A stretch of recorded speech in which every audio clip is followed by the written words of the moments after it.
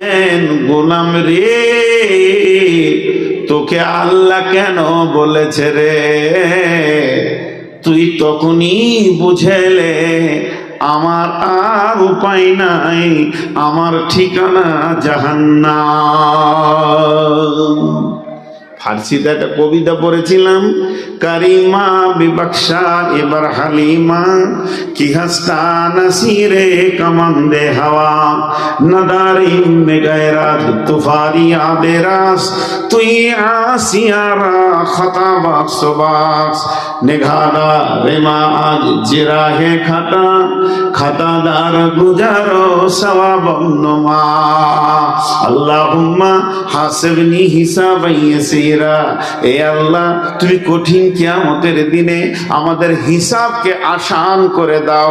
আর আসান হিসাবটাকে বলা হয়েছে জানেন? আসান হিসাব বলেছেন আল্লাহ রব্বুল আলামিন আপনার দপ্তর খুলবে না, গুনাহ নেকি দেখতে যাবে না।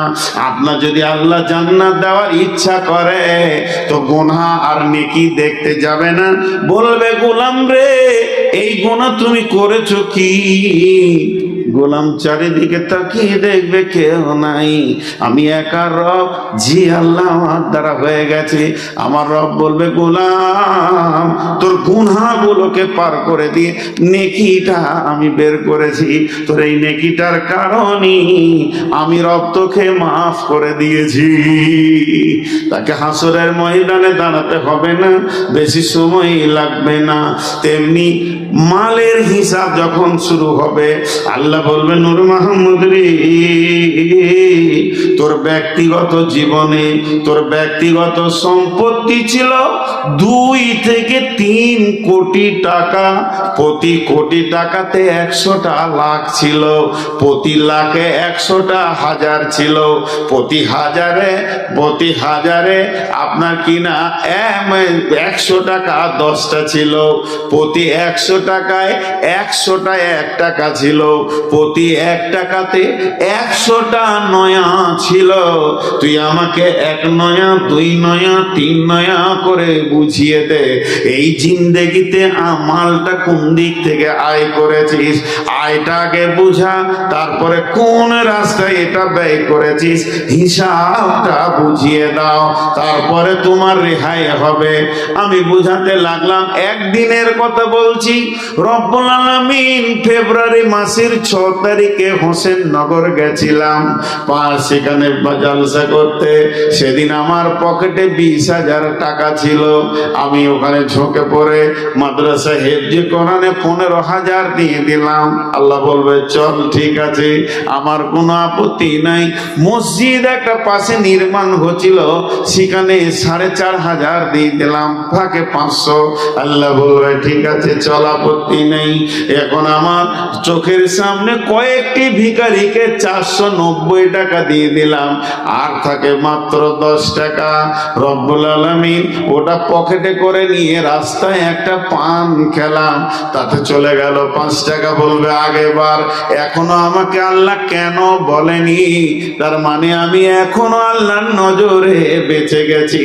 কিন্তু যখনই বলবো হোসেননগর থেকে বেরুতে গিয়ে এক জায়গায় বাঁশ দিয়ে বলছে মা সরস্বতীর পুজো হবে, টাকা না দিলে ছাড়বো না।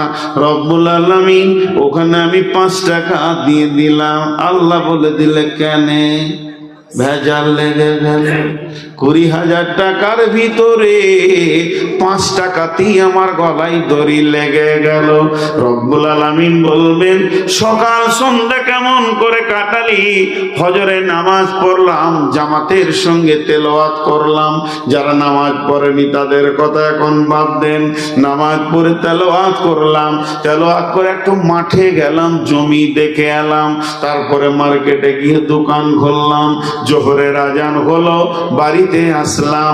আবার আসরের সময় আমি নামাজ পড়লাম।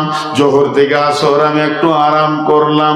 রাস্তায় যেতে যেতে পুজোর মণ্ডপ দেখেছি, গাড়িটা পাটা ঠেক দিয়ে মাত্র 2 মিনিট দাঁড়িয়েছি। আল্লাহ বললে কেন? ফালা তাকরাবু। আল্লাহ বলছেন কুল তাআলাউ আতুলু মা হাররামা রাব্বুকুম আলাইকুম আল্লা তুশরিকু বিহি শাইয়্যান ওয়া বিল ওয়ালিদাইনি ইহসানা ওয়া লা তাকতুলু আওলাদাকুম মিন ইমলাকিন নাহনু নারযুকুকুম ওয়া ইয়্যাহুম ওয়ালা তাকরাবুল ফাওয়াহিশা মা জাহারা মিনহা ওয়া মা বাতান। ওয়ালা তাকরাবু, মুমিন রে তোর পাটা ওই জায়গায় দাঁড়াবে না। হে মুমিন, ওই জায়গায় তোর পাটা দাঁড়াবে না যে জায়গায় প্রকাশ্যে আল্লাহর বিরুদ্ধে গুনাহ চলে, তাস চলে, লুডু চলে, দাবা চলে, বোর্ড চলে, সুদ চলে, জুয়া চলে, লুচ্চামি চলে, রান্ডি চলে। ওই জায়গায় মুমিন কোনোদিন পা দাঁড় করাবে না। চায়ের দোকানে চা খেতে বিকালে ঢুকেছি না, সকালে ভুলে গেলাম, দেখছি 4টা যুবককে বোর্ড মারছে। বললাম হতভাগা রে, তোদের গায়ে আজকে জালসা, তোরাই বোর্ডে দাঁড়িয়ে আছিস। আল্লাহ বলবে ওখানে তুই দাঁড়ালি কেন? আমি তো তাবলীগ করলাম, কিন্তু আপনাকে যখনই বলবে ওখানে দাঁড়ালি কেন, জিন্দেগির চাকাটা ফেঁসে গেল। কেরেন নাই, জেসিবি নাই যে ঠেলে তুলে দিয়ে ওই লোকটা জাহান্নামে যাবে। তাই আমার আল্লাহ কোরআনুল কারীমের ভিতরে বলছেন বিসমিল্লাহির রাহমানির রাহিম, ইন্নাল্লাহা আশতারা মিনাল মুমিনিনা আনফুসাহুম ওয়া আমওয়ালাহুম বিআন্না লাহুমুল জান্নাহ।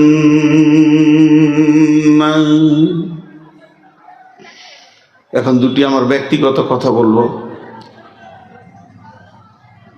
30 সেকেন্ড আপনারা চুপ থাকবেন, একজনও হিলবেন না, সাউন্ড করবেন না, কানটা খালি পেছন দিকে দিবেন।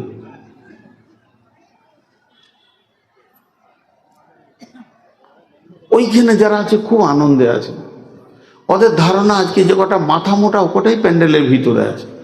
তাছাড়া চাউমিন চলছে, বাদাম চলছে, হুড়পড়ি ঘুরছে। হ্যাঁ, মেয়েরা এত সেজে এসেছে, হুড়পড়ি ঘুরছে। আল্লাহু আকবার। আর ওইখানে যে কটা আছে দাঁড়িয়ে আছে, ওদেরকে কে বসল? পারলাম না রে, আমি হেরে গেলাম বাপ, তোরাই জিতে গেলি, প্রাইজ তোরাই পাবি বাপরে, ফার্স্ট প্রাইজ তোদেরকেই দেবো। ঘুরে ঘুরে খালি আমার চোখের সামনে দাঁড়া। এটাকে দাঁড়িয়েছে পকেটে হাত দিয়ে আমাকে মারবে না কেউ? হ্যাঁ, আজ দেখি তোর কত গায়ে বল আছে, একটা মারবো তো দুনিয়া ছাড়িয়ে দেবো। ও তাও বসে দাঁড়িয়ে আছে। জি, আপনাদের বিরক্ত লাগছে নাকি?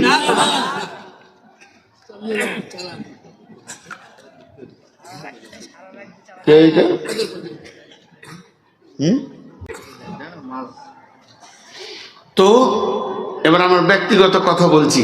এখানে কতগুলো লোক গাড়ি চালাতে জানেন? 4 চাকা হোক আর 2 চাকা হোক, মোটর সাইকেলও যে চালাতে, যা কথা বলে না সবাই জানেন? জানেন? জানে না, মাথা নামু করেছে, জানে না, মাল ধরা খেয়েছে সামনে। আমি উদাহরণ দিব, এই জন্য জিজ্ঞেস করছি। গাড়ি ড্রাইভারের সঙ্গে কথা বলে, এবার বলেন, গাড়ি ড্রাইভারের সঙ্গে কথা বলে, বলে কি বলে না? যারা ড্রাইভার ওরা বুঝতে পারবে। আপনি একটা রাস্তা পেয়েছেন, গোটা ফাঁকা সুন্দর রাস্তা, ড্রাইভারকে গাড়ি বলছে এখন তুই টপ গিয়ার দিয়ে দে, কিন্তু সামনে যখন ভাঙা আসছে তো গাড়ি বলছে ব্রেক কর আর গিয়ারটাকেও নিয়ে চলে যা, 2-এ নিয়ে যা, 3 জন চেপে আছিস। আবার ওইভাবে 4 চাকাও, আল্লাহ রহমতে আমি সব গাড়ি চালাতে পারবো। জালসায় তো মাইক চালাচ্ছি, এখন মাইক ছেড়ে দিলে ট্র্যাক চালিয়ে ভাত খাবো ইনশাআল্লাহ, অসুবিধা নেই। আপনাদের এলাকায় ডাম্পার ফাম্পার চালাবো, কোনো অসুবিধা নেই। তো গাড়ি কথা বলে ড্রাইভারের সঙ্গে, কখন কোন গিয়ারটা লাগবে ড্রাইভার জানে। কথা ঠিক বলেছি না ভুল? তো গাড়ি ড্রাইভারের সঙ্গে কথা বলে, আর ড্রাইভার গাড়ির সঙ্গেও কথা বলে। একবার দিয়ে দেখলে, মানে 3rd গিয়ারে আছে, দেখলে 3 জন চেপে আছে, পারছে না, বলছে পারছি না, তা দাঁড়া 2-এ দিয়ে দিই, তখন পেরে গেল। তাহলে এই অ্যাডজাস্ট আছে বলি গাড়িটা দৌড়ছে, ঠিক আছে না? একটা একটা মজার কথা আপনাদেরকে শোনাই, একটু আনন্দ পাবেন বা হাসবেন। হাসার উদ্দেশ্যে বলছি না। এই বাসের গিয়ারটা আবার হ্যান্ডেল ড্রাইভার চালাচাল, লোকাল বাস হলে সেই গিয়ারের ফাংশন কি বিরাট বড়, আছে না? আর এখনকার সব ডিজিটাল গিয়ার হয়ে গেছে। তো ডিজিটাল গিয়ার আগেকার গিয়ার মানে ব্যাকে দিবে আর কি, কাউকে ঘুষি লাগেনি তো। তো এইভাবে চালাচ্ছে। আর একটা মুরব্বী মহিলা, নানি বলা যাবে, ওকে দাদি বলা যাবে, ও তাকিয়ে তাকিয়ে দেখছে কোন খেল চলছে, গাড়ি ধরছে। কিছুক্ষণ পরেই পাংচার হয়ে গেছে, গাড়িটা পাংচার হয়েছে। পুরাতন গাড়ি যা হয়, সব প্যাসেঞ্জাররা নামলো, চাকা খুলবে, লাগাবে, তারপরে গাড়ি যাবে। তখন ওই মহিলা বলছে, আসলে খারাপ হবে না কেন? আমি তো তখন থেকে দেখছি ওকে, এই গাড়িটা চলছে চলছে খালি খুচুর খুচুর খুচুর খুচুর, খারাপ তো হবেই। ও ওই ওই ওই ওই খারাপ করলে ড্রাইভারটা, গাড়িটা চলছে বারে বারে খালি ওটাকে নাচছে, বারে বারে নাচছে। আমি তো তখনই বুঝেছি যে এটা খারাপ হবে। ও সবটাই উল্টো বুঝেছে নাকি বলে ভাই? তো আমি যে কথা বলছি যে গাড়ি ড্রাইভারের সঙ্গে কথা বলে, তো ইমানদারের সঙ্গে তার জিন্দেগির জানমাল কথা বলে। কথা বোঝাতে পেরেছি এবার? ইমানদারের সঙ্গে তার জিন্দেগিতে যে জান আছে আর মাল আছে কথা বলে। বলে কি বলে না? আমরা কিন্তু বড় নিজেকে চালাক মনে করি যে জানকে আর মালকে বাঁচানোর জন্য চেষ্টা করি, কিন্তু আমার আল্লাহ যদি ধরে তো আল্লাহর পাকার থেকে কেউ পালাতে পারবে? পারবে না। এখন সহজ করে একটা উদাহরণ দিই। আপনাদের এই হোসেননগর মসজিদে, মোড়ের মসজিদে আমি আর সিরাজুল ভাই আসরের নামাজ পড়ে চুপ করে দাঁড়িয়ে কথা বলছি, আরো 2-3 জন আছে, গল্প করছি। এমন সময় একটা 12-14 বছরের ছেলে দৌড়তে দৌড়তে এসে বলছে, ও হুজুর, মৌলানা মৌলানা শুনেন শুনেন, ওনাকে ডাকছে, আমি নতুন মানুষ, শুনেন। কি হলো রে বাবা? বলে চলেন ওই এই রাস্তাটা গিয়ে সামনে ওইখানে 3-4টা ছেলে মদ খেয়েছে, এই গ্রামের ছেলে প্রকাশ্যে রাস্তার ধারে মদ খেয়েছে আর তাস খেলছে তারা, চলেন। তো উনি একটা সাউন্ড করলে, কিরকম সাউন্ডটা মনে হচ্ছে যে একটা হিজড়েকে কিছু শোনানো হলো। কথাটা বলেন আমার সঙ্গে, হ্যাঁ না বলেন? একটা হিজড়েকে কিছু শোনানো হলো, ওর দ্বারাই কাজটা করা সম্ভব নয়। ছেলেটা হালকা করে তাকিয়ে থেকে গেল, কাকে বললাম রে? খামকা আমি দৌড়ে এলাম, আমি ভাবলাম হয়তো এটাকে বললে ওদেরকে পিটিয়ে লম্বা করবো, ওরা এলাকা ছেড়ে পালিয়ে যাবে, তার কিছুই হলো না। খামকা আমারই দৌড়ে আসা হলো, চুপ করে দাঁড়িয়ে থেকে গেল, লাভ হলো না। এরম করছে মনে মনে। হঠাৎ ওই বয়সের আরেকটা ছেলে এই পশ্চিম দিক থেকে দৌড়ে এসে বলছে, মৌলানা মৌলানা শুনেন শুনেন শুনেন, গল্প ছাড়েন, আপনার টমেটোর হুয়ে হাজি সাহেবের গরু ঢুকেছে। কেউ কোন শালাবে? ওই লোকটা। তখনই অবাক হয়ে দেখি, ওরে সাংঘাতিক বীর তো, আল্লাহর কাজের ব্যাপারে হিজড়ে আর দুনিয়ার ব্যাপারে শির বীর মাস্তান। তোমার গিয়ার বুঝিয়েছে সে এখন কত নম্বর গিয়ার লাগাতে হবে, আর আল্লাহর ব্যাপারে তোমার গিয়ার বুঝে আসছিল না। জি, এইটাই আপনাদেরকে আমি বুঝালাম। আল্লাহ তাবারাক ওয়া তাআলা বলছেন, শুনে নাও, একটা পূর্বের ঘটনাকে কোরআনে তুলে ধরেছেন আল্লাহ। হযরতে দাউদ আলাইহিস সালামের জামানায় মাছেরা খুতবা শুনতে আসতেন। হযরতে দাউদ আলাইহিস সালাম বললেন, হে আমার কওম, তোমরা মাছকে ধরে খাইও না, একে যদি খাইয়ে নাও আল্লাহ নারাজ হয়ে যাবে। তারপরে তারা তো মাছ খাবেই, ছাড়বে না। তারপরে তারা বলল, হযরতে দাউদ বললেন, হে আমার কওম, খবরদার তোমরা ওদেরকে খাইও না। তখন জুমা হতো শনিবার, শনিবার দিন তোমরা খাইও না, ওদেরকে জুমার খুতবা শুনতে দাও, ফিরে যেতে দাও। এরপরে তোমরা যখন প্রয়োজন হবে নদীতে জাল মারবে, মাছ ধরে খাবে, তোমাদের জন্য হালাল।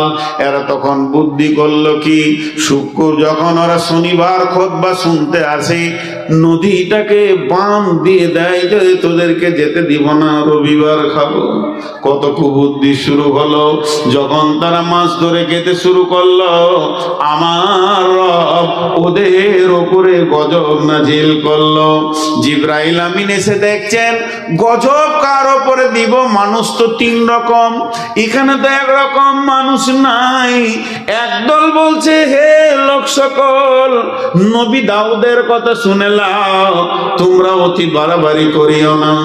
আর একদল মাছ ধরছে আর হা হা করে হই হুল্লোড় করে খেছে। আর একটা দল চুপ করে দাঁড়িয়ে আছে, দর্শকের ভূমিকা পালন করছে। জিবরাইল আমিনকে আমার আল্লাহ বললেন, প্রথমে যারা চুপ করে দাঁড়িয়ে আছে এদেরকে শুকর বানাও। এইগুলো মাছ ধরে খাওয়ার থেকেও বড় ডেঞ্জারাস মাল, এই মালগুলোকে শুকর বানাও। যারা মাছ ধরে খেছে এদেরকে বানর বানিয়ে দেবে। আর যারা মানা করছে এদেরকে আমি আল্লাহ মাফ করে দিয়েছি। বন্ধুরা আমার, খুব মনোযোগ। তাহলে আমার জিন্দেগিটা কোন জায়গায় লাগাবো? জালসা করে বলতে হচ্ছে আজকে হেফজি মাদ্রাসায় টাকা লাগবে, জালসা হচ্ছে, কত বড় লজ্জার কথা। আল্লাহ তাবারক ওয়া তাআলা বলছেন, মুমিন তোমার কি বিবেকের চেতনা নাই? একবার খুলিটাকে অপারেশন করে বহরমপুরে দেখে এসো, তোমার চিন্তা চেতনা আছে কি নাই? এখন কি লাগবে, কি কিনতে হবে, বিবির ব্যাপারে তুমি সচেতন আছো? বলে ইন কানা আবাউকুম ওয়া আবনাউকুম ওয়া ইখওয়ানুকুম ওয়া আজওয়াজুকুম ওয়া আশীরাতুকুম ওয়া আমওয়ালুন ইকতারাফতুমুহা ওয়া তিজারাতুন তাখশাউনা কাসাদাহা ওয়া মাসাকিনু তারদাউনাহা। আটটা জিনিসের ব্যাপারে তোমাদের সচেতন পুরাপুরি রয়েছে। বেগুনের জমিতে গরু ঢোকার মতো সচেতন রয়েছে, এতটুকু তোমার চেতনতার অভাব নাই। বিবিকে কি লাগবে, মেয়েকে কি লাগবে, ছেলেকে কি লাগবে, বন্ধুকে কি লাগবে, আব্বাকে মাকে কি লাগবে, কখন কি দিতে হবে। আর ঘরটা বানিয়েছি তার প্রেম, মাল মহব্বত, ব্যবসা বাণিজ্যে কখন কোন মালটা বেশি মানে মার্কেটে টানছে সেটা আনতে হবে। এর ব্যাপারে তোমার সচেতনতার অভাব নাই। বাড়িতে ঢুকতে গিয়ে তিনতলা ছাদের বিল্ডিং এ কোণে সামান্য ছেড়ে গেছে, তখনই বিবেক বলেছে মিস্ত্রিকে, হ্যালো ভাই একবার আয়, কোনটা হঠাৎ করে ছেড়ে গেল কেন? 2 দিন 3 দিন 5 দিন অবহেলা নাই, তখনই সচেতনতা বেরিয়ে গেছে।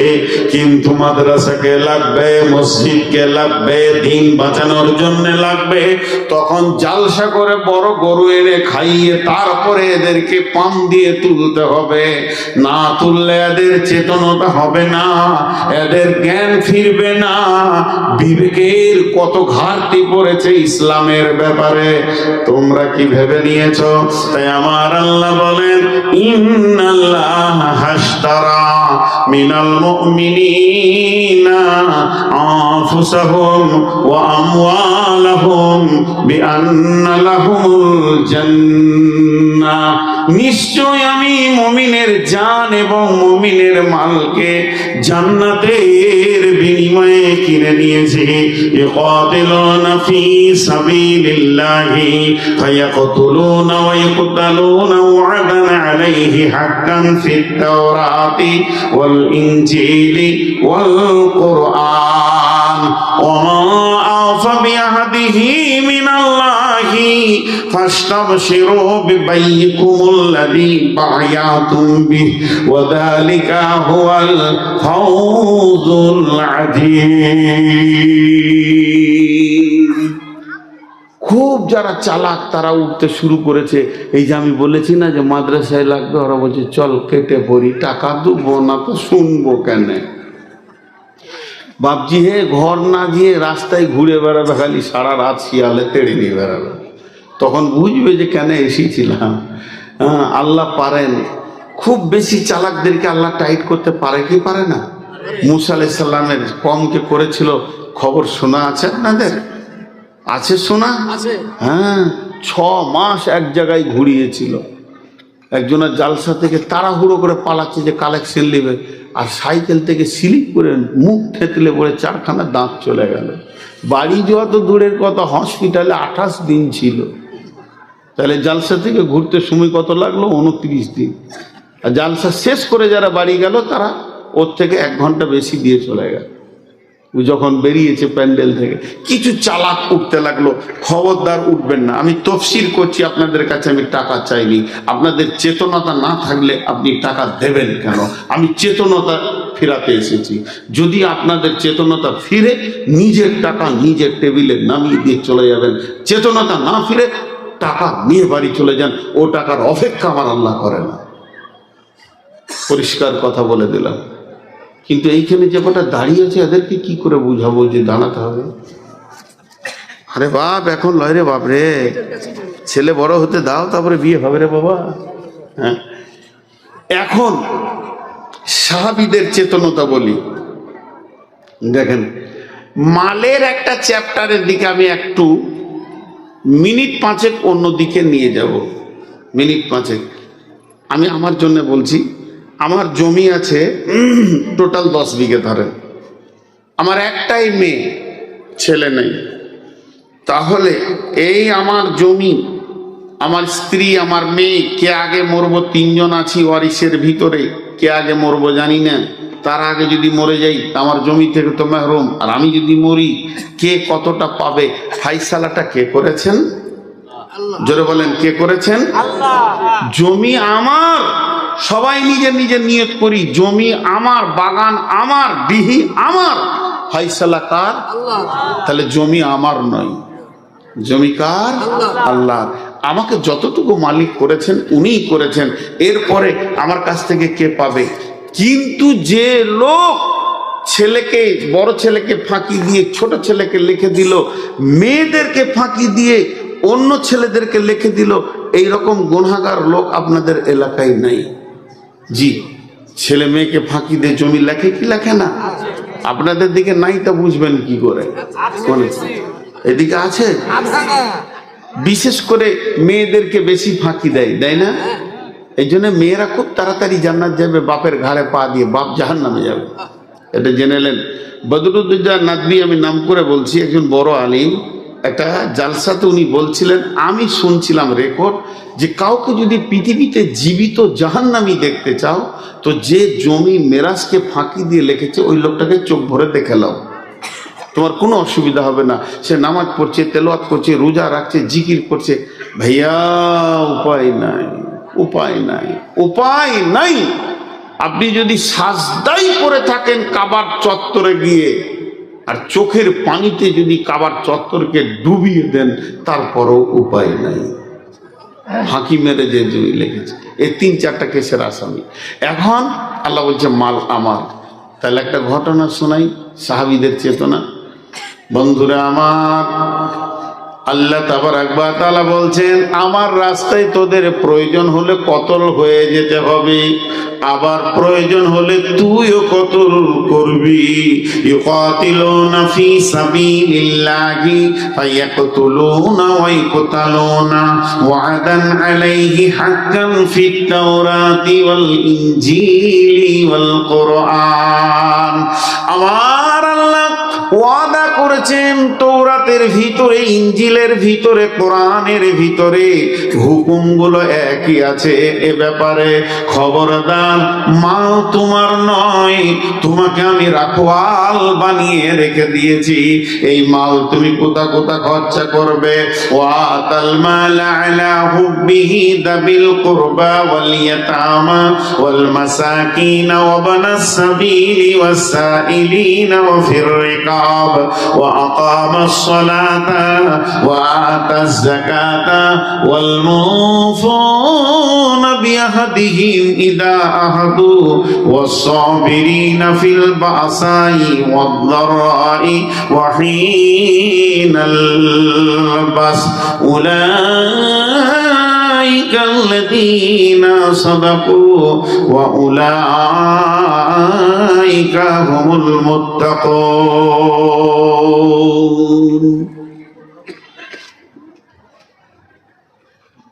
আল্লাহ তাবারক ওয়া তাআলা বলে দিয়েছেন, তুমি মাল কোথা খরচা করবে সেই জায়গার নাম বলে দিয়েছেন, আর কাকে কতটা তুমি মাল দেবে সেটাও বলে দিয়েছেন।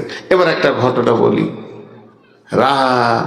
ড্রাইভারকে বলে না গাড়ি যে গিয়ার চেঞ্জ করো, নিজেই করে পরিস্থিতি দেখে। দেখেন সাহাবীদের চেতনতা দেখেন। হযরত ওসমান গনি রসুলের জামাই, জুনুরাইন রসুলের দুইজন মেয়েকে তিনি বিয়ে করেছিলেন। একজন হচ্ছে রকেয়া, সে মরে যাওয়ার পর উম্মে কুলসুম। জুনুরাইন রসুল যাকে দুইবার জামাই করেছেন, ব্যক্তিটা কত মূল্যবান। ওসমানের খুবই বয়ান করতে গিয়ে, ওসমানের বরত্ব বয়ান করতে গিয়ে বলেন আল্লাহর রহমতের ফেরেশতারাও পর্যন্ত ওসমানকে দেখে লজ্জা পায়। তিনি খুব লাজুক ছিলেন। একদিন আসছিলেন মসজিদে নবীতে, আর আল্লাহ রসুলের এইখানটা বেরিয়ে আছে, এই যে আমার বের করতে লজ্জা নেই আর কি, আমরা কত লজ্জা, এই জায়গাটা বেরিয়েছিল, জ্যাংটা নয়। তো হযরত ওসমান দূরে থেকে দেখেছে যে শ্বশুরের এইখানটা বেরিয়েছিল, ওদিকে আর আসছে না। জি, তাহলে কত লাজুক ছিলেন সেই ওসমান। তিনি ছিলেন মুসলিম জাহানের দ্বিতীয় খলিফা। বিশ্বনবী চলে যাওয়ার পর, আবু বকর চলে যাওয়ার পর হযরত ওসমানের হাতে ইসলামে, উমর চলে যাওয়ার পর হযরত ওসমানের হাতে ইসলামের দায়িত্ব আছে। তিনি তৃতীয় খলিফা ছিলেন ইসলাম জাহানের। ঘটনা ঘটল কি, তিনি রাজ্যে খলিফা, তিনি শাসক, তিনি প্রধানমন্ত্রী, তিনি হলেন প্রাইম মিনিস্টার। কিন্তু উট বোঝাই করে কয়েকটা বস্তা গম নিয়ে মদিনার হাটে বিক্রি করতে গেছেন। এটা গমের লাইন, এটা কাপড়ের লাইন, ওটা সবজির মার্কেট, এদিকে মাছের মার্কেট। যেন দ্রুত গতিতে হাট বাজার চলছে। হযরতে ওসমান দাঁড়িয়ে আছেন, পাইকাররা আছেন, গম কত করে দাম নেবেন বলেন। হযরত ওসমান থাকেন আর বলেন একটু ঘুরে আসেন, নিশ্চয়ই আমি বেচবো, বেচার জন্য এসেছি, আপনারা একটু ঘুরে আসেন, একটু সময় পার করতে দেন। এই করতে করতে করতে করতে হঠাৎ এক সময় হযরত ওসমান খেয়াল করে দেখে যে লাইনে দাঁড়িয়ে আছে, দূর মরুভূমির ভিতরে একটা লম্বা লাইন চলে আসছে লোক। তারা এত গরিব, হাটের দিনে কেউ বেচতে আসে, হাটের দিনে কেউ কিনতে আসে, হাটের দিনে কেউ আবার দরজাই দরজাই ভিক্ষার জন্য আসে। তারা এত গরিব, কবে খেয়েছে তারা জানে না, মাথায় তাদের তেল নাই, না আছে শরীরে তেল, চিরুনি কখন হয়েছে খবর তাদের নাই, চোখগুলি তাদের ঢুকে গেছে, পেটগুলি ঢুকে গেছে, হাড়গুলো একটা দুটা করে গোনা যাবে, কাপড় বেশি নাই, শুধু ইজ্জতটা ঢাকার মতো ছোট একটি কাপড়, মেয়েরা একটা বুকে একটা পাছায়, এই নিয়ে তারা ছোট, তাদের কোলে শিশু রয়েছে, তাদের কোলে তাদের ভিতরে মেয়ে আছে, নারী আছে, পুরুষ আছে, ওই দলটি ওই দিকে ঢুকছে। হযরত ওসমান বললেন দাঁড়াও দাঁড়াও, বলেছে তারা দাঁড়িয়ে গেছে। বলে গামছা পাতো, তোমরা কয়জন? বলে দুইজন। লাও গম লাও, যাও চলে যাও, তুমি পাতো তুমি পাতো তুমি পাতো। দিতে দিতে দিতে দিতে ঘুমটি সব শেষ হয়ে গেল। যারা বড় বড় ব্যাপারী, যারা উচ্চমানের মাল কেনে, তারা এসে বলছে ওসমান রসুলের জামাতা, আপনি একটা খলিফা হয়ে কাজটা কেমন করলেন? তারা কত টাকা দিয়ে কিনেছে, তাদের পাছায় কাপড় নাই। আমি তো উন্নত মানে আমি মাল দিতাম, আমি উন্নত মানের টাকা দিয়ে এটা আমি কিনতাম। তারা কত এই টাকা দিল, হে নবীর জামাতা ওসমান, আপনি তাদেরকে বিক্রি করলেন। হযরত ওসমান বলেছেন, আমার বিবেকের চেতনা বলছে আজকের মালটা আমার আল্লাহ আমার কাছ থেকে চেয়ে নিয়েছে, এর জন্যই লোকগুলি এসেছিল। আমার কাছ থেকে আল্লাহ আজকে জান চাইনি, আজকে মাল চেয়েছে। অতএব আমার আল্লাহর সঙ্গে আমার কিনা বেচা হয়ে আছে জান্নাত নিয়ে। আমি মাল দেব, আমার আল্লাহ জান্নাত দেবে। হে মদিনার হাটের ব্যাপারীগণ, পাইকাররা, তোমরা কান করে শুনে নাও, আজকের গমটা আমি জান্নাতের বিনিময়ে বিক্রি করেছি। চিন্তা করেন, আজকে আমি জান্নাতের বিনিময়ে গমটা বিক্রি করেছি। এটা তো গেল জান মাল গেল। তারা জানে মালটা কোথাও লাগাতে হবে, তাদেরকে বলতে হবে না। আমাদের একটা জিনিস খুব ভালো জানা আছে, খালি বিয়ে পড়িয়ে দেয়, কবে কবে শ্বশুর ঘর যেতে হবে জানা আছে, বাপকেও বলতে হবে না, বন্ধুকেও বলতে হবে না। এদিক দিয়ে আমাদের চেতনতা খুব আছে, কিন্তু তাদের দিনই চেতনতা ছিল। এটা তো গেল জানে মালের। জানেরটা শুনেন, ওহুদের যুদ্ধ, ওহুদের দিন বিশ্বনবী বর্মা পরে আছেন, লোহার জামা পরে আছেন, যেমন নবাব সিরাজদৌল্লার লোহার জামা হাজার দোয়াতেই তো ঝুলছে। কি হলো? কোথা? কেন? এক কাপ চা এখানে দেওয়া হবে, এক কাপ না। আমি খাবো না, কাউকে খেতেও দেবো না। আর চা খাওয়ালে আমি বন্ধ করে দেবো। খাওয়া দাওয়া হবে, তারপর সবাইকে দিতে হবে। মানে এতগুলো লোক একটা পাপ করে এসছে, আর স্টেজে যে কটা এসছে এই কটাই মনে হচ্ছে যেন একদম জান্নাতুল ফেরদাউসে আছে। ওর মাথাতে কি করে দেখো কেমন চেতনতা, ঠান্ডা লেগেছে তাহলে চা খাওয়াই ওদেরকে। আর যারা টাকা দিচ্ছে ওদেরকে বলছে তোরা 1 টাকা দিবে না, ঘর যান, রাস্তায় চা খাবে না, ঘর যাবে। এই টাকা আবার চায়ের দোকান করছে, ওইদিকে মার্কেট আছেই, আবার এই টাকাও চায়ের দোকান করছে। এরা উঠছে কেন? প্রস্তাব করতে আছে, একসঙ্গে বসিস না ভাই, একটু দূরে দূরে বসবি, নাহলে তো যার জায়গাতে বসবে তাকে তো কাদা করে ছেড়ে দেবে, ওর জালসা জীবনে করতে দেবে না। কি হলো এবার? ওহুদের দিন, যেদিন ওহুদের যুদ্ধের ডঙ্কা বেজে উঠে, বিশ্ব নবী ওহুদের ময়দানে পৌঁছে গেছেন। হযরতে তালহা, সাহাবীটার নাম হযরতে তালহা, রসুলের দিকে তীক্ষ্ণ দৃষ্টিতে তাকিয়ে আছেন। বিশ্ব নবী যে বর্মাটা পরেছিলেন অনেক ওজন, অনেক ভারী, লোহার জামা পরে আছেন, হাতে পায়ে বর্মা, মাথায় লোহার হেলমেট। কিন্তু বিশ্বনবী যুদ্ধ পরিচালনা করছেন, একবার ডান দিকে একবার বাঁ দিকে। শত্রু দল কোন দিকে, সাহাবীরা কোন দিকে গেলে বিজয়ী হবে, এই চাঞ্চল্য অবস্থায় রয়েছেন। এমন সময় বিশ্বনবী একটা পাথরে উঠতে চাইছেন। যদি এই পাথরটাই উঠে যায় তাহলে মনে হয় আমি আরো কিছু নতুন জিনিস দেখব। নিশ্চয়ই পাথরটার উপরে উঠার ব্যাপারে রসুলের প্রয়োজন আছে, কিন্তু রসুল খালি এক চান্সে অতটা পায়ের বের নিচ্ছে না, উঠতে পারছে না। মাঝে যদি একটা ছোট পাথর থাকতো, একটা যদি সিঁড়ি থাকতো, তাহলে পাথরে ওঠাটা আসান হয়ে যেত। হযরতে তালহা যখনই দৃশ্যটা দেখলেন, তালহাকে বলতে হয়নি, মাইক লাগাতে হয়নি, জালসা করতে হয়নি, তালহাকে হাদিস কোরআন দিয়ে বয়ান করতে হয়নি। তালহা বুঝে নিয়েছেন বিশ্বনবী পাথরটাই উঠতে চাইছেন, নিশ্চয়ই কোনো কাজ আছে।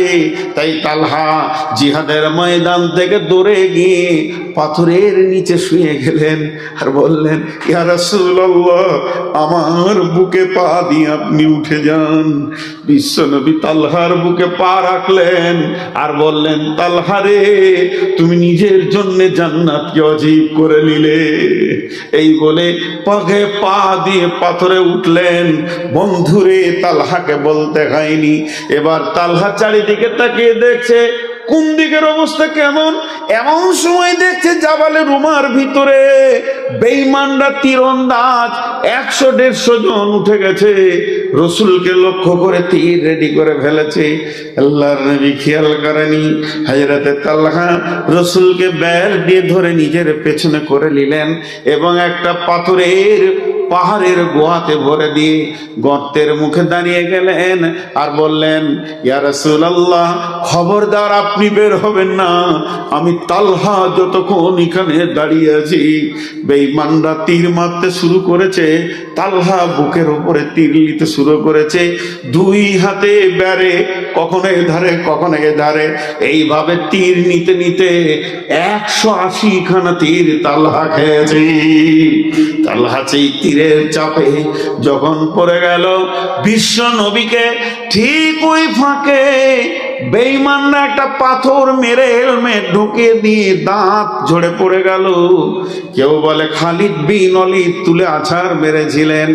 বিশ্ব নবী বেহুশ হয়ে গেছে। হযরতে আলী ঢালে করে পানি আনতে গেছেন, আর ফাতেমা রাদিয়াল্লাহু তাআলা আনহা খেজুর গাছের পাতাকে পুড়িয়ে দিয়ে ছাই করে রসুলের ক্ষত জায়গায় লাগানোর জন্য ব্যস্ত। এলান হয়ে গেল মুহাম্মদ মারা গেছে। মুনাফিকরা তো এলান করে দিল, সঙ্গে সঙ্গে যাদের স্বল্প ঈমান ছিল, যেমন কিছু লোক উঠে চলে গেল মালের কথা বলাতেই, ওইভাবে কিছু লোক ময়দান ছেড়ে পালিয়ে গেল। চারিদিকে হই হুল্লোড় লেগে গেল।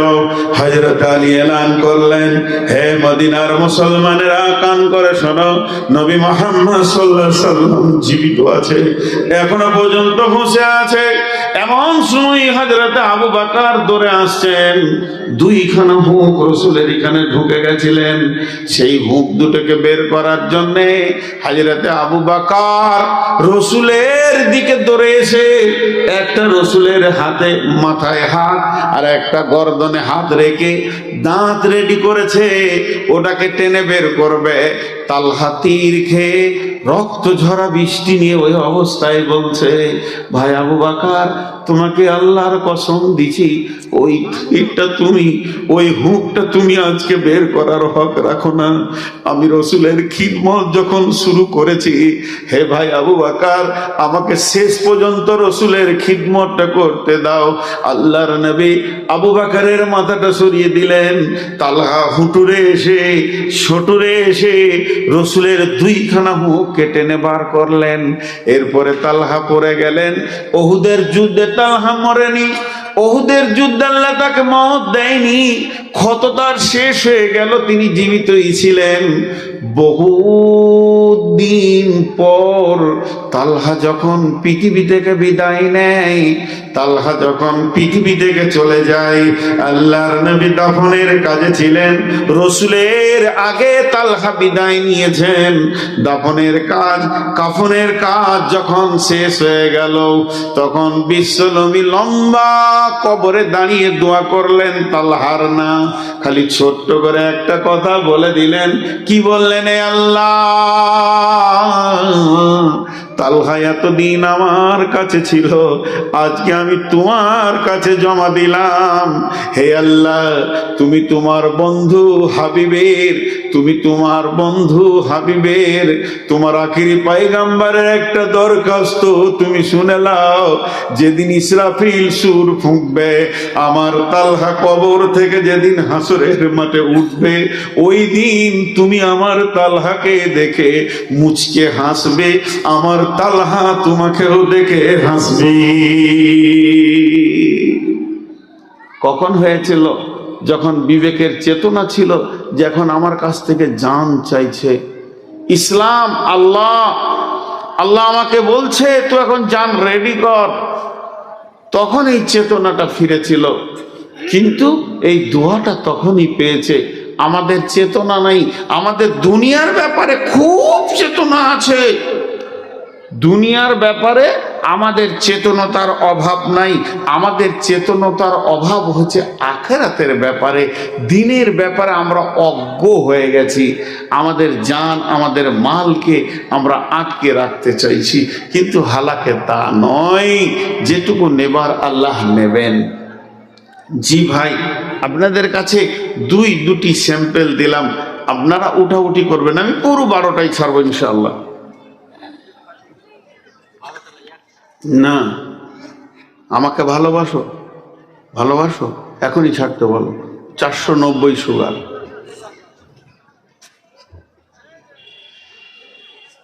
কে হরেন দিচ্ছে রে বাবা, দেখো দেখি তো। চেতনতা যতক্ষণ পর্যন্ত মানুষের না আসবে, আজকে দেখেন যদি আপনার ঘরে এদিকে, এটা কি কার্ড? হ্যাঁ কার্ড তো, আপনাদের এইদিকে কার্ড দেয়, কার্ড বিয়েতে কার্ড দেয়।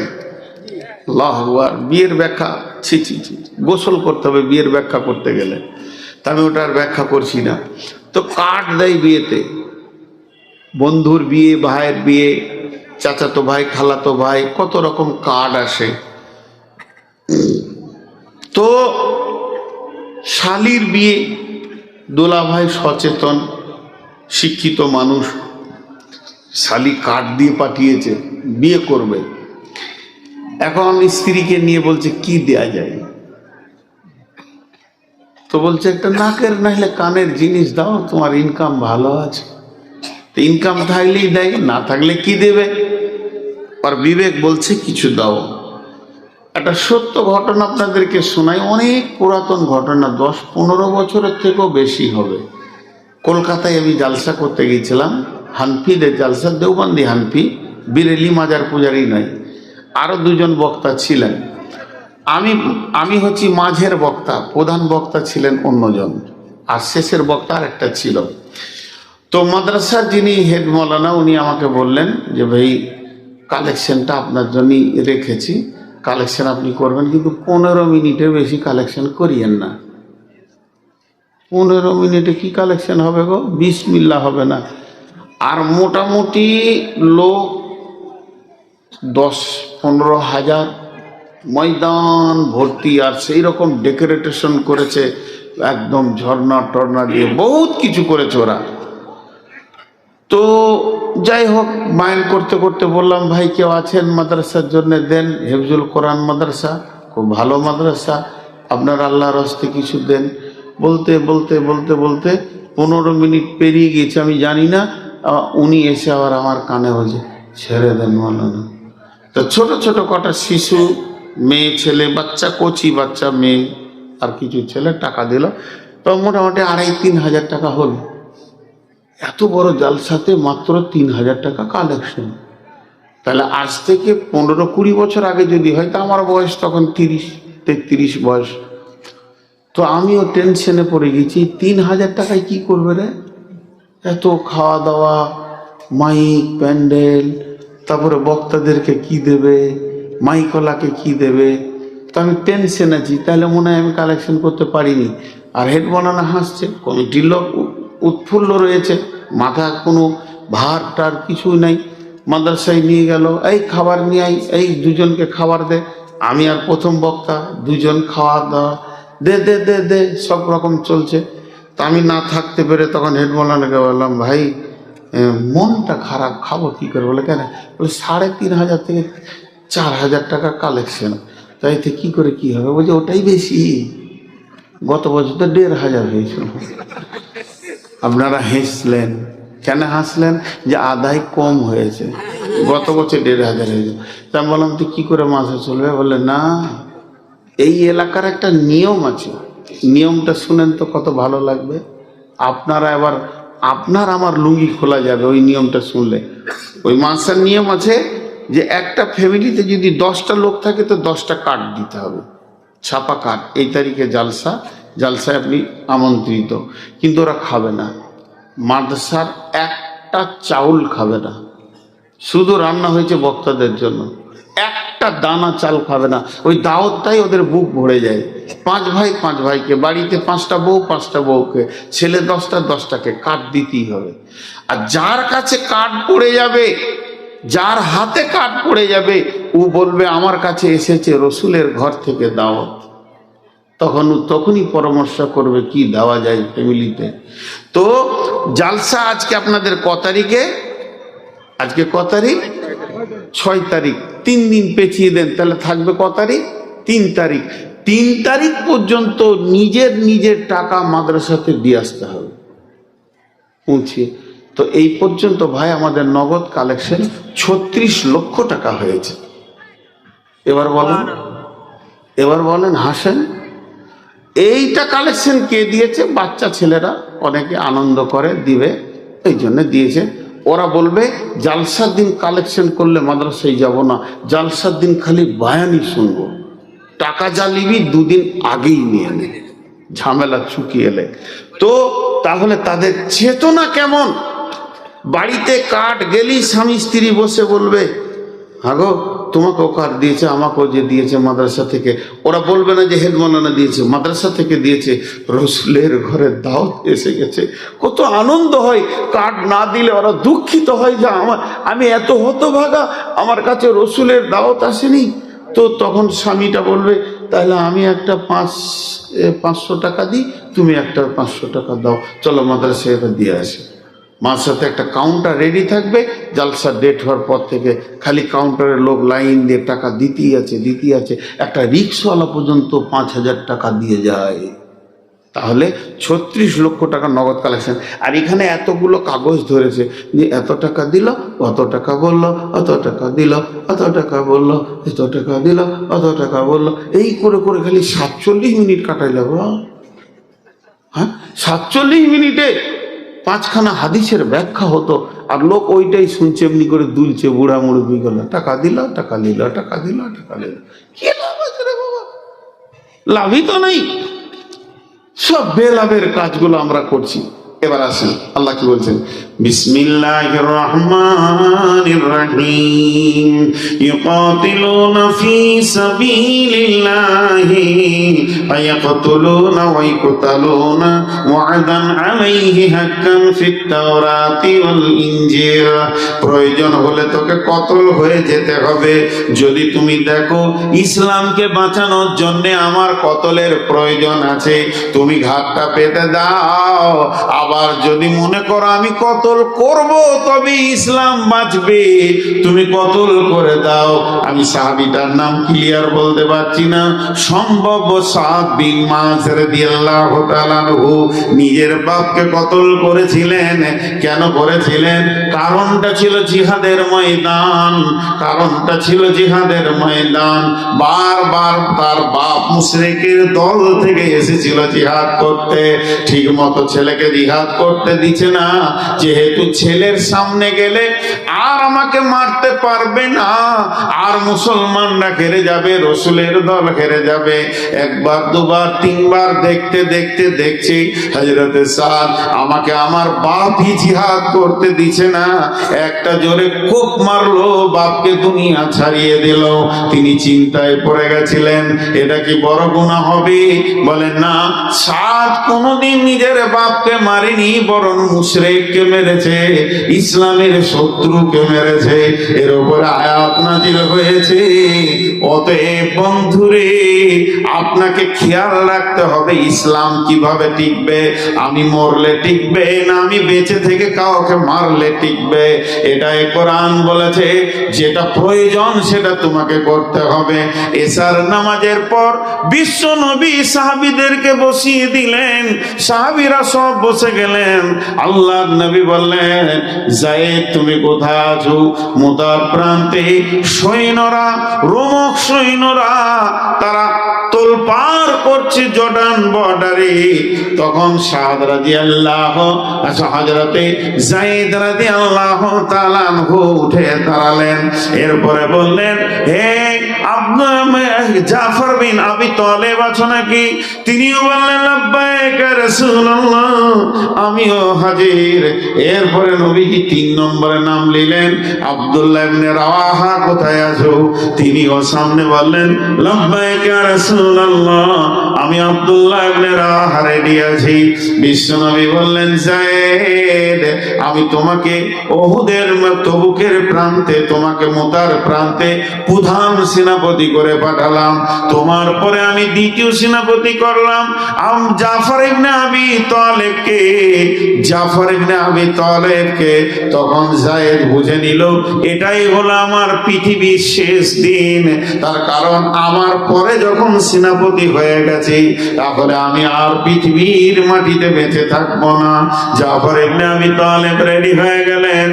এমন সময় বিশ্বনবী বললেন, আব্দুল্লাহ ইবনে রাওয়াহা, তুমি জাফর ইবনে আবি তালেবের পরে তোমাকে আমি সেনাপতি করে পাঠালাম তৃতীয় সেনাপতি। তিনি আন্দাজি হয়ে গেলেন। তারপরে আল্লাহ নবী বললেন, চতুর্থ সেনাপতি তোমরা জিহাদের ময়দানে মনোনীত করে নিও, যাকে তোমরা ভালো বুঝবে। এরা তিনজন বুঝে নিল, আর পৃথিবীর বুকে আমি আর ফিরে আসবো না, পৃথিবীর জমিনে আর আমার বিশ্বাস থাকবে না। আল্লাহর নবী বললেন, তোমরা নিজের নিজের আত্মীয় স্বজনকে দেখা করে চলে এসো। বিশ্ব নবী যখন কথা বললেন, হযরতে যায়েদ বললেন, ইয়া রাসূলুল্লাহ, আমি আপনার কাছে মানুষ হয়েছি, আম্মা জান আয়েশা আমার মায়ের ভূমিকা পালন করেছে, ভুল ত্রুটি যদি কিছু জীবনে করে থাকি আপনারা দুজনই আমাকে ক্ষমা করে দেবেন। বসে গেলেন। এরপরে জাফর ইবনে আবি তালিব, সে তার সন্তান সন্ততি, মা ছেলে মেয়ে সকলকে দেখা করে বিবিকে বলল, তোমাকে আমি শোক সংবাদ দিতে আসিনি, দুঃসংবাদ দিতে আসিনি, বরং এসেছি সুসংবাদ দিতে। আমি যদি মানে শহীদ হয়ে যায়, শুধু একটা ওসিয়ত করতে এলাম, আমার সন্তানদেরকে আমার মতো করে মুজাহিদ বানাবে। এরপরে তিনি বেরিয়ে গেলেন। এরপরে আব্দুল্লাহ ইবনে রাওয়াহা বিবির সঙ্গে কথা বললেন এবং জিহাদের ময়দানে তিনজন বেরিয়ে চলে গেলেন। প্রথম হযরতে যায়েদ রাদিয়াল্লাহু তাআলা আনহু মুতার প্রান্তে শহীদ হলেন। দ্বিতীয় নম্বর জাফর ইবনে আবি তালেব, তার হাত কাটা হয়েছে, পা কাটা হয়েছে, আর এমন সময় ইসলামের পতাকাকে দাঁত দিয়ে ধরে আছে। প্রথমে ডান হাতে ধরে আছে, ডান হাত কেটেছে, বাঁ হাতে ধরে আছে, বাঁ হাত কেটেছে, দুই পা দিয়ে ব্যাট দিয়ে ধরে আছে। ইসলামের পতাকা মাটির নিচে নামতে দিব না। এমন সময় বেঈমানেরা তার পাকে কেটেছে, তাকে টুকরো টুকরো করে কাটা হয়েছিল, তিনি দাঁত দিয়ে ধরেছিলেন। এমন সময় আবু উবাইদা কোথা থেকে দৌড়ে এসে ইসলামের ঝান্ডাটা ধরে নিলেন। তারপরে সেনাপতি যিনি ছিলেন আব্দুল্লাহ ইবনে রাওয়াহা, তিনিও পৃথিবী থেকে ইসলামের শহীদের দরজা নিয়ে বিদায় নিলেন। তারা রাসূলের ভাষাতে বুঝেছিলেন আর পৃথিবীতে আসবো না, আর সন্তানের মুখ দেখবো না, আর মালের মুখ দেখবো না। বিশ্বনবী যখন মুতার যুদ্ধ থেকে রিটার্ন ফিরছে মদিনার দিকে, মদিনার শিশু বৃদ্ধ মহিলারা রাস্তায় অপেক্ষা করে দাঁড়িয়ে আছেন, কখন আসবে সেই কাফেলা। বহুদিন হয়ে গেছে, তারা জিহাদের ময়দানে চলে গেছে। বিশ্বনবী বলেন, যত মদিনা কাছে আসছে তত আমার ভিতরে যেন আত্মাতে জোয়ার ভাটা চলছে। যে কবরগুলো আমি দিয়ে আসলাম, যেগুলোকে জান্নাতি বানিয়ে মুতার প্রান্তে যাদেরকে শুয়ে দিয়ে এলাম, তাদের ছেলেগুলোকে আমি কি সান্ত্বনা দিব? তারাও তো আব্বাকে দেখার জন্য দাঁড়িয়ে আছে। বিশ্বনবী সেই তিন শিশুগুলিকে গালে হাত দিয়ে বলল, বাবা, তোমাদের আব্বা জান্নাতের পেয়ারা হয়ে পৃথিবী থেকে চলে গেছেন, তিনি জান্নাতের সৌভাগ্যবান হয়েছেন। তাদের স্ত্রীরা বলেছিলেন, ইয়া রাসূলুল্লাহ, স্বামী গেছে, এর জন্য অত বড় দুঃখ পাইনি, আপনার তো কিছু হয়নি, আপনি বেঁচে আছেন, আমাদের চির সান্ত্বনা আছে। অতএব বন্ধুরে, এইভাবে তারা ইসলামকে তিলে তিলে তিলে তিলে এই সন্তানটাকে তারা পোষক দিয়েছে, আমাদের হাতে তুলে দিয়ে চলে গেছে। সামান্য পকেটের কয়টি টাকা টেবিলে ফেলে দিব, এইটার প্রদীপটা জ্বালানোর জন্য সামান্য বাতিতে সামান্য তেল দিব, আমাদের সৌভাগ্যে জুটছে না। এই হতভাগা কপাল কিয়ামতের মাঠে মারবে আর বলবে, ইয়াকুলু ইয়া লাইতানি কদ্দামতু লি হায়াতি। তারা বলবে, হে আমার রব, আফসোস, লম্বা জীবন পেলাম, হায়াত পেলাম, কিছুই দিতে পারলাম না। হোসেননগর এলাকা আমার কাছে আর নতুন নয়, আমি আপনাদের কাছেও নতুন নই। একজনা চালাবে মাদ্রাসাটা, একজনা, সে লোক আছে, কিন্তু চেতনা নাই। চেতনা থাকলে কি আদায়কারীকে মেন টাইম দিয়ে 42 মিনিট 50 মিনিট এত টাকা দিল, এত টাকা হলো, এই করতে হয়? টাকা কখন ফেলে দিব, ইতিহাস কিছু শোনা দরকার। আমি একবার পশ্চিম ভারতের দিকে ছিলাম, মহারাষ্ট্রে ছিলাম, ঔরঙ্গাবাদ। ওই জায়গাটার নাম হচ্ছে ঔরঙ্গাবাদ, বিড় টাউনে ছিলাম। তো ওখানে একজন মাদানি আছেন, অনেক অনেক মসজিদ করেছেন। তো উনি একটা মাদ্রাসা করেছেন, মাদ্রাসাটা এলাকাটার নাম হচ্ছে ডাবেল, গুজরাটের ভিতরে ডাবেল মাদ্রাসা, দেওবন্দের থেকে বড়, হানফিদের মাদ্রাসা। সেখানে MBBS ডাক্তার পড়ানো হয়, ইঞ্জিনিয়ারিং পড়ানো হয় এবং হাফেজ মৌলানা মুফতি হয়। তো আমাকে একটা ছেলে খাওয়াচ্ছে, কোরআনের হাফেজ, সুন্দর চেহারা, মাথায় টুপি, মুখে দাড়ি, ওর আব্বা কিন্তু ডাক্তার, MBBS ডাক্তার। তো ওকে আমি জিজ্ঞেস করছি, ক্যা করতে হো তুম? তো বলে MBBS কর রা হুঁ। তো ডাক্তারও হচ্ছে, ইঞ্জিনিয়ারও হচ্ছে, মাস্টারও হচ্ছে। তো ওই মাদ্রাসাটা একজন একা সাক্ষিয়াত চালায়, কমিটি মাদ্রাসাতে খুব ভেজাল, বিড়ি খোর, আবার লম্বা করে কথা বলবে। মজিদ জীবনে জানা না, সে বলবে আমার কথা হবে না, কেন আমাকে কেন ফোন করলে না? আজীব ব্যাপার। আর এত মিথ্যুক মুনাফিক এরা, মাদ্রাসা কমিটিতে একবার ঢুকে গেলে ওদের লাজ শরম বলে কিছু থাকে না। বহুত কাণ্ড, কারণ মাদ্রাসার সঙ্গে আমি জড়িত। সকালে একটা কথা বলছে, বিকেলে আর একটা চেঞ্জ করে দিচ্ছে, আল্লাহর কসম 30 বার করে নিচ্ছে, কিন্তু উনি একা চালান। তখন শুনেছিলাম আজ থেকে 20-25 বছর আগে যে শুধু পার মান্থ বেতন লাগে 2.5 থেকে 3 কোটি টাকা। কত বড় মাদ্রাসা, ওই ডাক্তারগুলো যারা আসে তাদেরকেও বেতন লাগে। তো উনি একদিন, ওনার ঘটনা শুনলাম যে উনি আল্লাহর কাছে কাঁদছেন, আল্লাহ সামনে মাসে বেতন কি করে দিব, হিসাবের কোনো খাতা নাই, আলমারিতে টাকা ছুড়ে দেয়, ওখান থেকে বেতন দেয়। আল্লাহর কাছে কাঁদছে। মাদ্রাসার যিনি সেক্রেটারি, ক্যাশিয়ার, সভাপতি আর হেড মৌলানা, এই 3 জনের কাছে আমার আবেদন, হাতগুলো ধরে তাহাজ্জুদ ধরেন, তাহাজ্জুদ ধরেন নিজের জন্য, তাহলে মাদ্রাসা গড়গড় করে চলবে। ওই লোকটাকে ধরেন, ওপরওয়ালাকে, ও কার কান মূলে টাকা আনবে ও জানে। তো বলছে আমি গভীর রাত্রিতে উঠে কাঁদছি, গভীর রাত্রি নয়, সন্ধ্যার দিকে। তা কান্না শুরু করেছেন। ওনার নাম আহমদ হোসেন, উনি অনেক বড় আলিম। তো কাঁদছি, আল্লাহ হেফাজত করনেওয়ালা তুমি।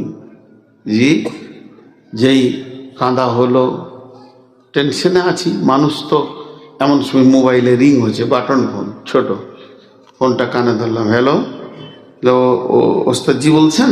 বলে হ্যাঁ বলছি। তো अभी आप कहाँ पे? बोले मदरसा में है। तो फिर ठीक है। তো ওনার সঙ্গে কথা বলতে বলতে এটা বলছে যে আমি 3টে গাড়ি পাঠালাম, 3টে গাড়ি, 3টে টাটা সুমো মাদ্রাসায় যাচ্ছে। যে কোনো একটা টাটা সুমোর নাম্বার ধরে একটা চেক কেটে দিবেন, আমার নাম আপনাকে জিজ্ঞেস করতে হবে না। 20 কোটি টাকা পাঠালাম। আছে দাম দেনেওয়ালা, ধরে নখে, কার টাকা এনে আপনার পায়ের তলা ফেলবে সেটা জানে। মাদ্রাসা কমিটি আজকে ওকে ধরে না, ধরে মানুষকে। যত মানুষের দরজায় যায় অত আল্লাহর দরজায় যায় না। কথাগুলো হয়তো খারাপ লাগবে, ছোট মুখে বড় কথা হয়ে গেছে, মাপ চেয়ে বলছি। তো সেক্রেটারি, ক্যাশিয়ার আর মাদ্রাসার সভাপতি আর প্রধান শিক্ষক যদি তাহাজ্জুদ না পড়ে, ইনশাল্লাহ মাদ্রাসা চালাতে হবে না, খালি বেনামাজিদের পা টিপে বেড়াতে হবে। আর ওকে বলতে হবে তুমি খুব ভালো লোক, মাতালকেও বলতে হবে তুমি ভালো লোক, তোমার মতো ভালো কেউ নাই, তুমি আমার খাওয়া 20 টাকা দাও, বোতল যাবে খাওয়া, খাও। এই করে দিন বাঁচে না। আর আল্লাহ তাবারক ওয়া তাআলা বলছেন যে তোমাদের জান মাল আমি কিনে নিয়েছি। কয়েকটা যুদ্ধের ঘটনা আপনাদের সামনে তুলে ধরা হলো। এখন আর বেশি নয়, ছোট্ট একটি কথা। যেদিন এর ওই যুদ্ধটা কি, খন্দকের যুদ্ধ। হাজি ভাই আপনারা উমরা করেছেন কেউ? যারা হজ উমরা করেছেন হাত তুলেন তো। একটাই হাত উঠেছে, বাকি কটা কি করছে? কই? হ্যাঁ, হজ উমরা করে খন্দক দেখে এসছেন, খন্দকের ইতিহাস শুনেছেন? আসলে এর আবার টাকা কম পেয়েছে দিয়ে হানফিদের সঙ্গে চলে গেছে, যে মদিনা ঢোকার আগে বলবে দরুদ পড়ো জি। কোন ভেজাল! আমি ওদের বাসে চেপে দেখেছি, অর্ধেক গোনালয় গোটা গোনা নিয়ে বাড়ি আসতে হবে। জি আমার সঙ্গে চলেন হজ উমরাই। তবুকের ওহুদের যুদ্ধ ওখানে প্রেক্ষাপটে বাইন রেখেছি। এবার খন্দকের যুদ্ধটা যুদ্ধ হয়নি, দেখেন ঘটনা, যুদ্ধটা যুদ্ধ হয়নি। বিশ্বনবী সালমান ফার্সি রাদিয়াল্লাহু তাআলা আনহুর কথাতে খাল খনন করলেন, মদিনাতে পরীক্ষা খনন করলেন। লম্বা ঘটনা রয়েছে, আমি লম্বা ঘটনায় যাচ্ছি না, মাত্র 2 মিনিটে শেষ করবো, আল্লাহর রাস্তে উঠবেন না। যখন পরীক্ষা খনন হয়ে গেল, বিশ্ব নবী সাহাবীরা রয়েছে মদিনার দিকে, আর বেঈমানেরা 10,000 এসেছে, খালের ওই পারে রয়েছে। প্রতিদিন বলছে তোরাই, এরা বলছে তোরাই, খালি তোরাই তোরাই, কেউ আগিয়ে যায় না। 1 দিন 2 দিন 3 দিন 4 দিন 5 দিন করতে করতে 1 মাস 2 মাস 3 মাস যেতে শুরু করেছে। যখন 2 মাস অতিক্রম হয়ে গেল, ওরা উট জবাই করে খায়, উট খেতে খেতে উট শেষ হতে চলেছে। এবার ওরা চিন্তায় পড়ে গেল, বিশ্বনবী আছেন তাঁবুতে, মহিলাদের একটা তাঁবু করে হযরতে খানসা রাদিয়াল্লাহু তাআলা আনহাকে বিশ্বনবী গাইড দিলেন। পুরুষের একটা তাঁবু হলো, সেখানে আল্লাহ রাসূলের চাচা হযরতে আব্বাস, ভুল বলছি, রসুলের চাচার ভিতরে যে কাউকে একজনকে দায়িত্ব দিল। এবার গভীর রাত্রি, আল্লাহর নবী এই রাত্রিতে কি হলো, গভীর রাত্রিতে যেমন ঝড় তেমনি বাতাস, তেমনি গর্জন মেঘের আর বৃষ্টি, হাড় কাঁপানো শীত সমস্ত তাঁবুকে উড়িয়ে তছনছ করে দিল বেঈমানদের। গভীর রাত, চিলিক মারছে, হাড় কাঁপানো শীত, হাড় যেন থরথর থরথর করে কাঁপছে। এই অবস্থা, কেউ নাই, একটা কুপি জ্বলছে, কুপির সামনে কয়েকজন কাফেরদের মধ্যে যারা মেন লিডার দাঁড়িয়ে আছে, আর আবু সুফিয়ান এমনি করছে। হযরত আলীকে আল্লাহ রাসূল পাঠালেন, আলী একবার দেখে এসো। অনেক রাত, আলী দেখতে গিয়ে দেখছে আবু সুফিয়ানকে একদম পেয়ে গেছি। হ্যাঁ, আবু সুফিয়ানকে। হযরত আলী বলছেন, আমি তীরটা বের করলাম, তীরের ফলাটা লাগালাম, আঁধারের ভিতরে আলোতে আবু সুফিয়ানকে দেখতে পেয়েছি, ওর বুক কিংবা কানকে নিশান করে তীরটা রেডি করলাম। আমি তীর ছাড়বো, আবু সুফিয়ান দুনিয়া ছাড়বে। আমি তীর ছাড়বো, আবু সুফিয়ান দুনিয়া ছাড়বে। কিন্তু যখনই তীরটা ছাড়তে যাব, আমার রব আমার ভিতরে একটা কথা বলে দিলেন, সেটা কি, আলী রে, নবী তোকে দেখতে বলেছে, মারতে বলেনি, এটা তোর অতিরিক্ত হয়ে যাবে। আমি তীরটাকে নামিয়ে নিলাম, তারপরে রসুলকে এসে বললাম, ইয়া রাসূলুল্লাহ, আপনার চাচা থরথর থরথর করে কাঁপছে, আমি তীর রেডি করেছিলাম, আমি তীর মেরে দিতাম, শুধু মনে পড়লো আপনি আমাকে দেখতে বলেছেন, মারতে বলেননি, এর জন্য আর আমি তীরটি ছুটতে পারলাম না, আমি তীরকে নামিয়ে নিলাম। বড় সৌভাগ্যবান আবু সুফিয়ান, ফাতেমা কার পর সে কালেমা পড়ে ঈমানদার হয়েছিল। যদি সেই দিন মরে যেত তো জাহান্নামে চিরদিন জায়গা নিয়ে ঢুকে যেত। এবার হলো কি, আল্লাহর নবী মুআজ বিন জাবালকে এবার বলছেন, কে আছো গো, খাল পার হয়ে গিয়ে কাফেরদের গোপন খবর এনে দিবি। গোটা মদিনা রাতে শুনশান, প্রচন্ড ঝড়ে তারা কষ্টে ঢুকে গেছে, মানুষের কোনো শব্দ শোনা যায় না। আর ওরা তাঁবু নিয়ে ওই পারে ছিল, ওই খাল যেটা পরীক্ষা খনন করা হয়েছিল ওই পারে ছিল। তা ওইটার খালে নেমে আবার ওই দিকে উঠে ওদের ভিড়ে ঢুকে খবর আনতে যাওয়া মানে মওতের মাঝে যাওয়া। হযরতে মুআয বিন জাবাল বললেন, ইয়া রাসূলুল্লাহ, আপনি আমাকে দোয়া করেন, আমি খবর এনে দিব। হ্যাঁ, আমি ওই জন্যই তো টান মারছি। তো আপনি আমার জন্য দোয়া করেন, আমি খবরটা নিয়ে আসবো। মেয়েগুলো কি বলছে যে ছাড়ছে না কেন? আচ্ছা,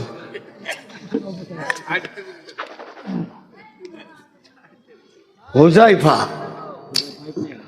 তো যেটা আমি মাছ বলছি এটা হুযায়ফা, এই জন্য আমার সন্দেহ হচ্ছিল বারবার। তো হুযায়ফা তখন বলছে যে আমি আস্তে আস্তে আস্তে আস্তে নামলাম, তবে আমি রসুলের কাছে দোয়া চেয়ে গেলাম, ইয়া রাসূলুল্লাহ আপনি দোয়া করেন, ইনশাল্লাহ আমি খবর আনবো। তারপর আস্তে আস্তে নামলাম, তো ওইদিকে উঠলাম, গভীর আঁধার রাত। আবু সুফিয়ানকে যে কজন ঘেরে ধরে আছে ওখান থেকে একটা একটা করে আইন রচনা হচ্ছে, আর সবাই সবাইকে কানে কানে বলছে। ওদের সিস্টেমটা দেখেন কত সুন্দর। দে আবু সুফিয়ান বললে, আমাদের যারা আছো সবাই হাতে হাত ধরে লাও, ডান দিকে একজন বাঁ দিকে একজন ধরে লাও, সবাই সবাইকে ধরে লাও। সবাই সবাইকে ধরছে, তাহলে ই যদি কাউকে না ধরে তাহলে এই মালটাই হচ্ছে বাইরের মাল, তাহলে মার খেয়ে মরে যাবে। হযরতে হুযায়ফা বললেন যে আমি দুজনকে ধরে নিলাম, বাস। এবার আবু সুফিয়ান আইন দিলে, সবাই সবাইকে ডান দিকে বাঁ দিকে নাম জিজ্ঞেস করো। এই তোর নাম কি? আমার নাম অমুক। তোর নাম কি? আমার নাম অমুক। ও দুজনকে জিজ্ঞেস করবে। এর এই জিজ্ঞাসাতে বোঝা যাবে মালটা আমাদের না বাইরের। হ্যাঁ, এই নাম যখন শুরু করেছে, হযরতে হুযায়ফা রাদিয়াল্লাহু তাআলা আনহু বলছেন, আমি কি বলবো? তাহলে আমাকে এবার হিকমত নিতে হবে। হিকমতটা হলো, আমি বললাম আমি আব্দুল্লাহ। আব্দুল্লাহ মানে আল্লাহর গোলাম, ওই হিসেবে আব্দুল্লাহ হয়ে গেল। এরপরে আবু সুফিয়ান আইন রচনা করলো, একসঙ্গে সবাই মক্কা ফিরে যাব না, যদি একসঙ্গে ফিরে যাই তাহলে লোক হাস্যকর হবে। কিরে কোথা গেছিলি, ফিরে এলি কেনে, মার খেয়ে এলে কেনে, না বিভিন্ন ভেজাল হবে। তার মানে দুজন দুজন দুজন দুজন করে মক্কায় পালিয়ে চলো। এই খবরটা যখনই শুনে নিলেন, সবাই এবার হাত ছেড়ে দিয়ে জোড়া হতে লাগলো, যেতে লাগলো। তখন হযরতে হুযায়ফা বলেন, আমিও সেই খালে এসে শুরু করে নেমে গেলাম। নেমে গিয়ে যখন মদিনার দিকে উঠছি, তখন দেখছি কেউ নাই, গোটা মদিনা যেন সুনসান হয়ে গেছে। এমন সময় আমি বিশ্ব নবীকে দেখছি, তিনি একা মসজিদে নববীর দিকে যাচ্ছেন। আমাকে দেখে রসুলের চেহারাটা যেন স্বতঃস্ফূর্ত হয়ে গেল। হুযায়ফা রে, তাহলে তুমি খবর এনে ফেলেছো? বলে জি হ্যাঁ। বলে হুযায়ফা চলো মসজিদের ভিতরে চলো। মসজিদের ভিতরে গেলাম, আমি থরথর করে কাঁপছিলাম। আমার নবী তিনার চাদরের ভিতরে আমাকে বের দিয়ে ভরে নিলেন। সে যে কি আনন্দ পেলাম, রসুলের চাদরের ভিতরের স্বাদ, আমি আনন্দ এক অনুভূতি পেতে লাগলাম। আমি সমস্ত খবর দিয়ে দিলাম, বন্ধুরে তারাই ইসলামে কখন জান দিতে হবে, কখন মাল দিতে হবে, তাদেরকে জলসা করতে হয়নি। ওই 12টা পেরিয়ে গেছে, আপনারা বলছেন না? আজকে ক তারিখ হলো? 7 তারিখে আছে, আবার বকছে।